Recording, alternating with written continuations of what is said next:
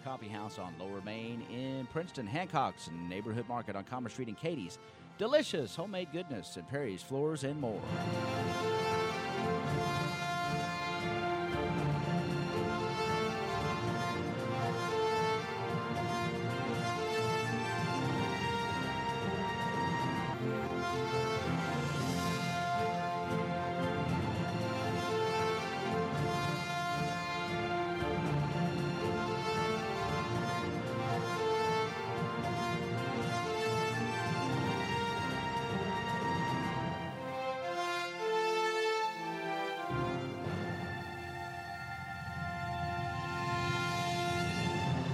And a very good Monday morning to you. Welcome to Tiger Talk here on your hometown radio station, WPKY The Tiger. And as we head closer and closer to that May 22nd primary, we're going to be full of politicians and folks running for office here on WPKY.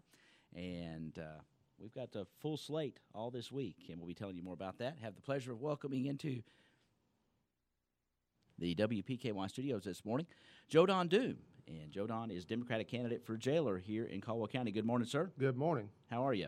Fantastic. Good. Hot weather out there. A little warm. And election heating up as we get closer to the primary time.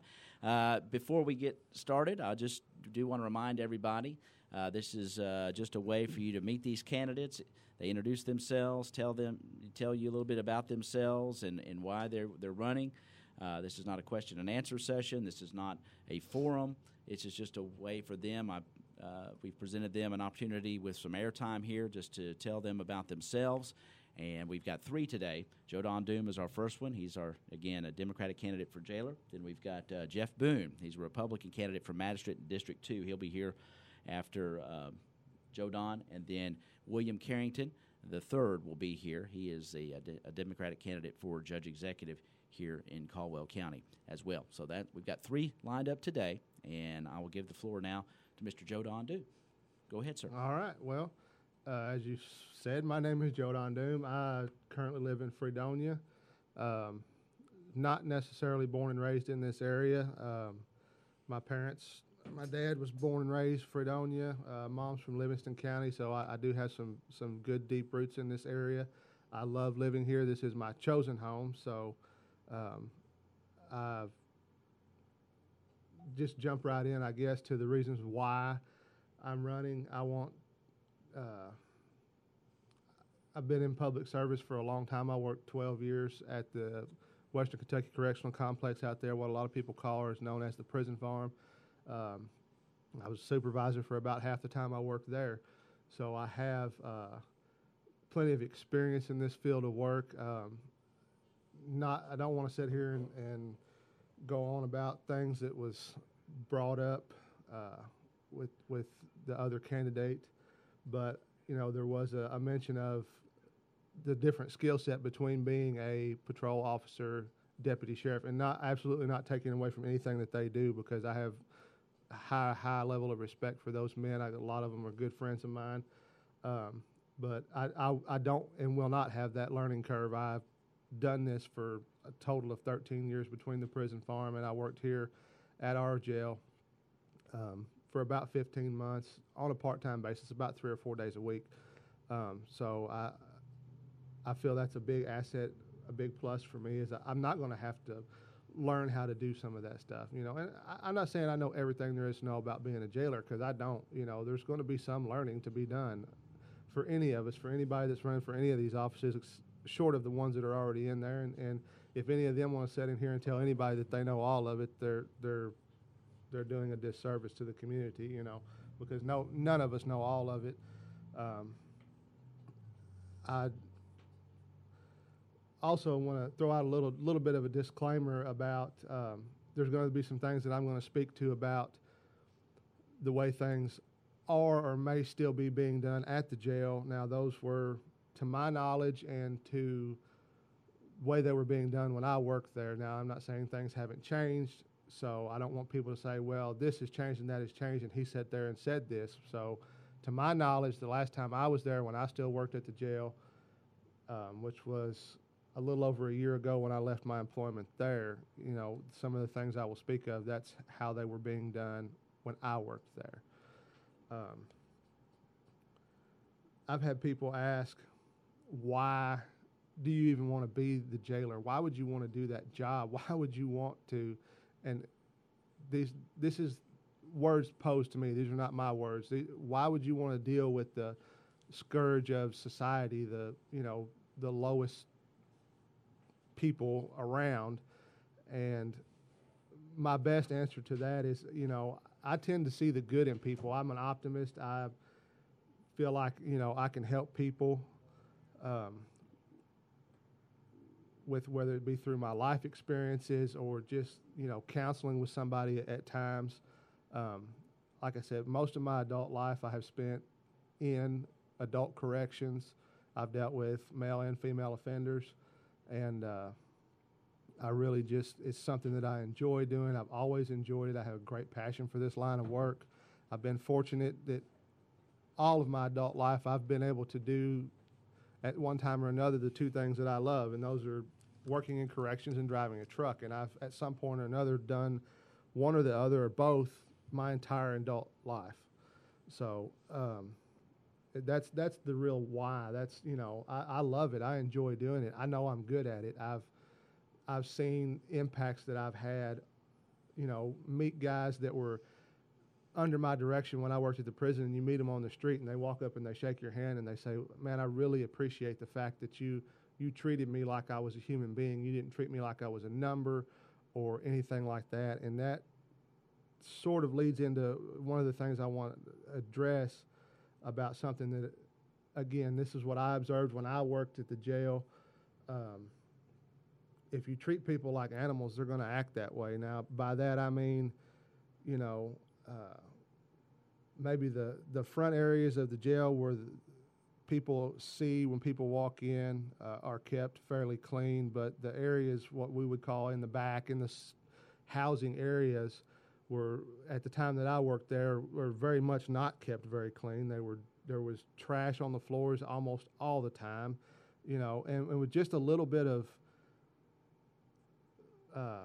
initiative is all it would take to set things in motion to make sure that doesn't happen, to make sure that, and I never felt like that we had that leadership that we needed inside the jail to push us forward to say, hey, do this. Just as a matter of fact, we were often told, don't give out too many cleaning supplies because we can't afford it. And I understand we have a small jail. We don't have the biggest budget in the world because this is, it's just the nature of small town living, small town communities. We don't have the big budgets that some of these other places have. But operating on the cheap and operating efficiently are definitely not the same things in my mind. And I want to assure folks of Caldwell County that I will not ever, ever sacrifice safety and security of the people incarcerated or the staff or the community just for the sake of saving money. It was said in here on Friday that, they've done without things that they needed in the jail just for the sake of the budget. And that's not my words. That's what was said. And to me, that's just, there's other places money can be saved. This is going to be probably a little controversial and might stir up a little bit, but I'm going to say it anyway. If we were so concerned about money, why I don't really see why we need to be out buying tractors and backhoes and big fancy Suburbans to parade around town in with county money and jail money when there's a lot of other places that money could have been much better spent, and that's my opinion. And it seems to be the opinion of a lot of folks that I talk to in the county out here on the campaign trail. Some people, that's the first question they ask me, what on earth does the jail need a backhoe for? Well, I've yet to find anybody that can provide that answer for me. And if anybody can, you're more than welcome to give me a call, shoot me a text out, and can justify stuff like that to me, then I'd be happy to listen to that. But I've yet to find anybody that has been able to. Some of the other things that I saw and that really stuck out to me that need change and need work. When I worked for the state, one of our biggest things that we're harped on about is sanitation. Like, security is number one always in that situation, and sanitation is a very, very close, very high second place to that. And I touched on that a little bit a while ago. Is I didn't feel like that the jail was kept up to any kind of standard, at least in the living areas. Like I said, the out front areas where people see, the public might be able to see, yes, they were kept better, but the inmate living areas were not, in my opinion, kept up to any kind of standard. And that kind of leads also into doing cell inspections, and that's something that needs to be done daily. That's something that, we were encouraged to not rock the boat, to not stir these guys up. And it's not about stirring them up. It's not about rocking the boat. It's about, you have to have a level of control of that place, and understanding that at any given time there's 30 to 40 inmates in that jail and only 2 to 3, maybe 4 deputies at any given time, that you have control of the facility because they allow it. And we know that. That's something that we're trained on through Department of Corrections. When I was trained, you're told that. But you can still do your job in a way that you maintain control, and accomplish the things that you want to accomplish without stirring them up. I often had, altercations with inmates, I guess you could say, verbal altercations. They'd want to argue with you about something, and it's about how you talk to them and how you deal with them. You don't just yell at them. You don't just curse at them. You don't just deal with them in a harsh manner. I've often said, and will say many more times, how hard your time is when you're doing time with me is dependent on your attitude. You come in here with a bad attitude and want to curse at me and throw things at me, and that's going to affect my attitude. If you come in with an attitude of respect, mutual respect, and try to just do your time and do what you have to do, then I'm certainly going to respond in kind. And you obviously, if you don't have some sort of compassion for people, you're not going to be effective at this type of job. And I know I have that. I've dealt with it, like I said, for a total of 13 years between 2 different jobs. I've dealt with having to, use that compassion for people and being able to see the good in people, no matter what you've done, no matter how bad things you've been charged with. There's a little bit of good in everybody, and I try to see that in them, and I try to treat people that way. So, again, I feel like that's something that is going to be a big asset for me if the people of Caldwell County see fit to elect me to this position. Something else I'll touch on real quickly that relates back to budget issues, and this is something that I saw in the auditor's report that came out a couple of years ago, not regarding just specifically the jail, but a lot of county offices apparently were having issues with timekeeping and it not being so accurate. And I understand, again, that we're a small jail. We don't have a huge budget, but why do we not have electronic time clocks to keep that time for us instead of a piece of paper that you get out and you write down how many hours you worked? And it's a 2-week calendar, because they run on 2-week pay periods. So you're writing this time down, and I witnessed this myself. A lot of them would wait till the end of the pay period before they'd write their time down. I wrote my time down every day. When I got done working that day, if I worked 8 hours, I wrote down 8 hours so I didn't forget. So, I'm absolutely not accusing anyone of intentionally falsifying timesheets or anything like that. That's absolutely not what I'm saying. But if we just, like I said, just a simple matter of a fairly inexpensive electronic time clock put in place to ensure that our hours are being paid accurately, that our money's being spent accurately, would go a long way to saving some money. I know that's not going to be our financial savior, but every little bit counts. And so with that, I'm going to kind of drop off the money stuff for a minute. And one other big thing that we went through a lot working for the state is tool control. And a lot of people don't know, the level of things that you have to go through when you work in that setting. Is everything is inventoried. Everything has a place. If you have, up at the front control center where you get your handcuffs issued to you every day. There's a shadow board, and that every pair of cuffs has a number, and those are signed out in a computer to somebody. So we know where everything is at all times. Knives, screws, every tool, every screw, even to the tiniest little precision screwdriver, everything is inventoried, accounted for on a daily basis.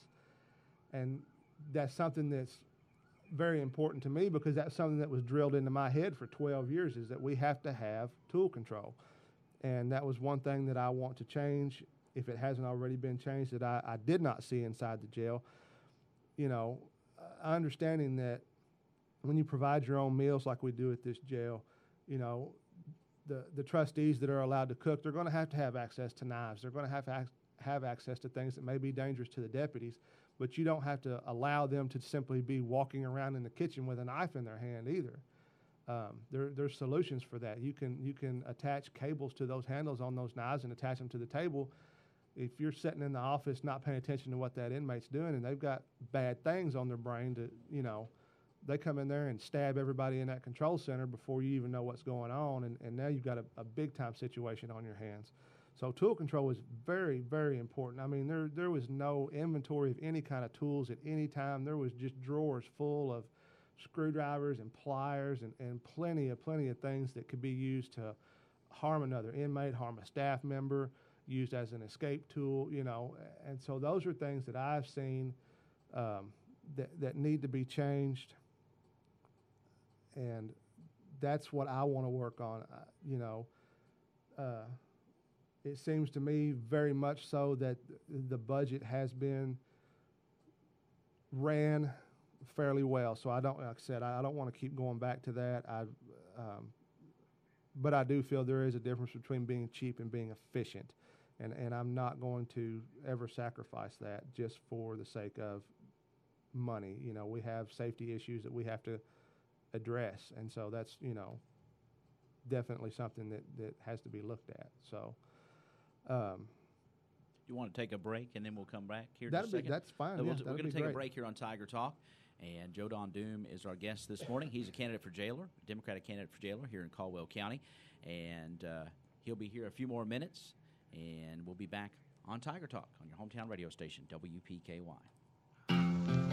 String Beans Coffee House in downtown Princeton specializes in made-to-order espresso drinks. Stop by Monday through Friday from 7 a.m. to noon and enjoy a pick-me-up. You can also enjoy fresh-baked scones, homemade chocolate chip and oatmeal raisin cookies, and espresso brownies that'll keep you going all day long. They're also open on Saturday from 9 to 2. String Beans Coffee House on Lower Main in Princeton. Great coffee and more in a great atmosphere on Lower Main in downtown Princeton.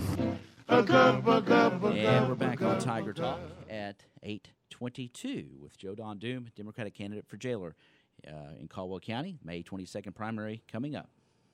All right. So one of the other big things that, and I people might get tired of hearing me talk about, well, when I worked for the state, but that's where the bulk of my experience comes from, and so that's what I pull from, and so that's what I talk about a lot, and training. Oh Lord, training it's a big issue. You're required when you work for the state at a minimum 40 hours of additional training every year that you work. Of the 12 years that I worked there, every year I was into the hundreds of hours of training that I had because I volunteered. I would go to every training that I could be allowed to go to. Sometimes they just couldn't allow us off for staffing issues or whatever, but I volunteered as much as I could. I've been a taser instructor. I was a certified instructor for all of the less than lethal weapons that we use in the system, as far as some people may not know what some of these things are, but the pepper ball guns and some of the riot and crowd control equipment that we have. I was certified instructor for that when I worked for the state. So in regards to training, I have plenty of it, and I believe heavily in it, and that's something I would want to definitely work on, is trying to find money in my budget to provide better training. I was hired at the jail as a part-time deputy. I felt because of my past experience, I was kind of just thrown into things with no jail-specific training. They're two different worlds for sure, and I, had some learning curve there with the different paperwork in the jail and different things, and sometimes I felt like that was something that could have been changed. We could have had some more on-the-job training and could have had some training aids. I mean, there was paperwork, there's bond paperwork that has to be done, and that bond paperwork has to be done very accurately. And the first person I ever bonded out, I didn't even do the paperwork on because I was, 2 weeks in the first time I'd ever done that. We don't bond people out in prison. They send them to us, and we keep them for a long time. So that wasn't something that I was familiar with, So I want to step that up. I want to have better training available to the deputies because I think that makes us better deputies, better jailers, And I would also,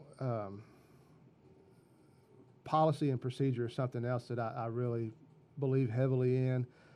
It was my experience at the jail that while there is a policy manual there and it's enforced and enacted, it was rather thin. It was maybe 25 or 30 pages, and I just don't see that you can accurately and effectively operate a jail on such a small and vague policy manual. And that's actually something I've been working on my own